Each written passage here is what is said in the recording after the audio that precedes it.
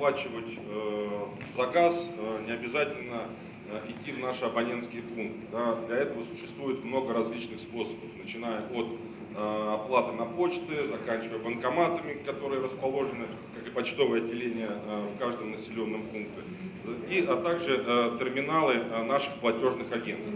Зайди там, где вот эта очередь стоит, где люди стоят, и попробуй там им объяснить, что вы сюда пришли, когда можно это сделать по телефону, как ты сейчас сказал, можно сидя дома сделать, через компьютер. Там попробуй это людям объяснить. Вот давай так, это вот сейчас человек сказал свою проблему, а это в каждом селе это проблема. И в каждом селе вопросы задают. А ты сказал, что все нормально. Ну, сейчас они услышали, что все нормально. Ну, а сейчас они отсюда пойдут или завтра пойдут.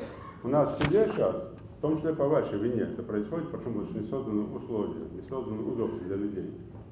Должны были заплатить за январь-март 16 миллионов 600 тысяч рублей, заплатили 2 миллиона 600 тысяч. 15,9%, ну 16% заплатили всего. А те, кто не заплатил, они что, думают, что они освобождены от всего, что ли? Это раз. Долг общий села. Сколько у нас там? 115 миллионов рублей.